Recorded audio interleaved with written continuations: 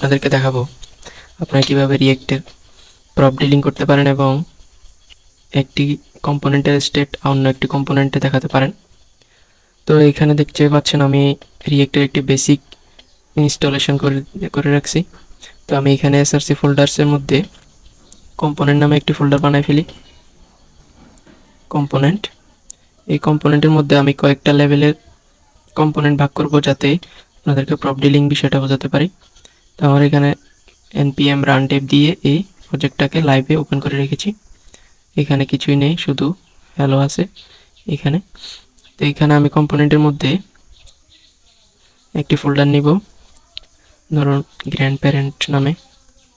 Grand parent, এই grand প্যারেন্টের মধ্যে একটি ফাইল নিব, গ্র্যান্ড প্যারেন্ট ডট jsx। তো এই আবার এই কম্পোনেন্ট ফোল্ডারের মধ্যে আরও কয়েকটি এভাবে ফোল্ডার নিয়ে নিব। এরপরে নিব প্যারেন্ট,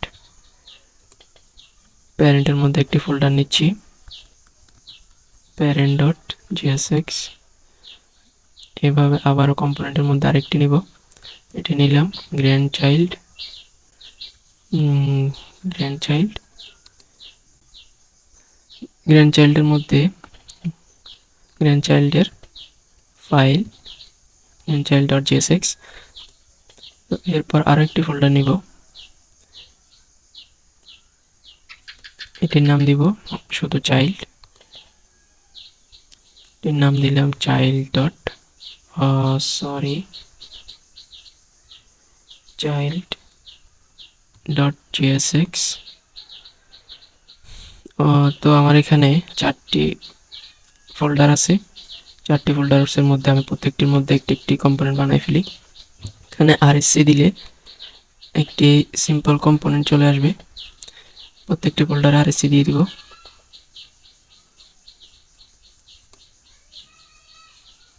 আরএসসি, তো আমার এখানে 4টি কম্পোনেন্ট হয়ে গেছে।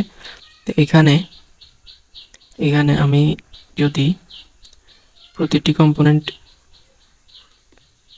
আলাদা আলাদাভাবে ডিটেক্ট করতে চাই, তো আমি এখানে দিলাম, এটি ডিবের মধ্যে h1 দিয়ে দিলাম, এটি হচ্ছে গ্র্যান্ড প্যারেন্ট। এরপর গ্র্যান্ড প্যারেন্ট, এটি হচ্ছে শুধু প্যারেন্ট, এটি হচ্ছে আমার গ্র্যান্ড চাইল্ড,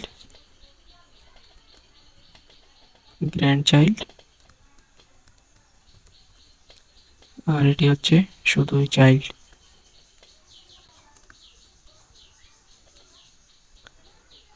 তো এখানে আপনারা দেখতে পাচ্ছেন, এখানে যদি আমি করি স্ট্যান্ডার্ডভাবে প্যারেন্ট থেকে গ্র্যান্ড প্যারেন্ট থেকে সবসময় প্যারেন্টে আসবে, প্যারেন্ট থেকে গ্র্যান্ড চাইল্ড থেকে চাইল্ড। তো আমি এখানে গ্র্যান্ড প্যারেন্টে এখানে আমি প্যারেন্টটাকে ইম্পোর্ট করব,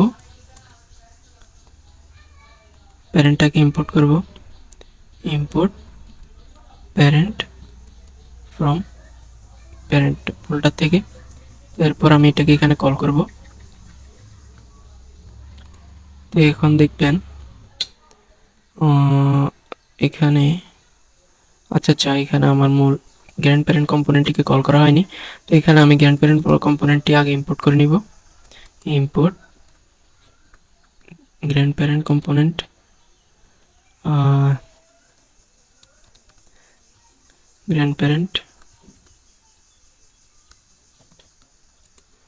তো এখানে গ্র্যান্ড প্যারেন্ট দিলে দেখবেন আপনারা গ্র্যান্ড প্যারেন্টটি এসেছে, কিন্তু আমার এই গ্র্যান্ড প্যারেন্ট কম্পোনেন্টের মধ্যে কিন্তু এই যে প্যারেন্ট নামক h1টি নেই। প্যারেন্ট নামক h1টি আছে আমার এই প্যারেন্ট নামক ফোল্ডার ফাইলে। তো আমি এখানে এটাকে 1 লেভেলে প্রপ ডিলিং করছি। তো এরপর এই প্যারেন্ট থেকে আমি এখন গ্র্যান্ড চাইল্ডটিকে অ্যাক্সেস করব। তো এর জন্য আমি এখানে প্রথমে ইম্পোর্ট করে নিব, এটাকে গ্র্যান্ড চাইল্ডকে ইম্পোর্ট করব, গ্র্যান্ড চাইল্ড। এরপর এটিকে কল করে দিব গ্র্যান্ড চাইল্ড তো এখন দেখবেন গ্র্যান্ড চাইল্ডটি এখানে এসে গেছে। তো এরপর এবার গ্র্যান্ড চাইল্ড থেকে আমি শুধু চাইল্ডটিকে অ্যাক্সেস করব। তো এখানে আমি ইম্পোর্ট করে নিব চাইল্ডটিকে, ইম্পোর্ট। তো এরপর কল করে দিব। তো এখানে দেখবেন আপনারা চাইল্ডটি এখানে এসে গেছে। তো এটি হচ্ছে মূলত অন্য একটি কম্পোনেন্ট থেকে পরপর অ্যাক্সেস করার একটা মাধ্যম। তো এখানে আপনারা দেখবেন প্রথমে আমার app.jsx যেটি একদম মেইন কম্পোনেন্ট। তো app.jsx এ আমার গ্র্যান্ড প্যারেন্টই আছে। গ্র্যান্ড প্যারেন্ট থেকে আমার এটি গ্র্যান্ড প্যারেন্ট ফোল্ডারে গেলে আপনারা দেখবেন এখানে গ্র্যান্ড প্যারেন্ট থেকে প্যারেন্টকে অ্যাক্সেস করেছি, আবার প্যারেন্ট থেকে আমি গ্র্যান্ড চাইল্ডটিকে অ্যাক্সেস করেছি, আবার গ্র্যান্ড চাইল্ড থেকে শুধু চাইল্ডটিকে অ্যাক্সেস করেছি।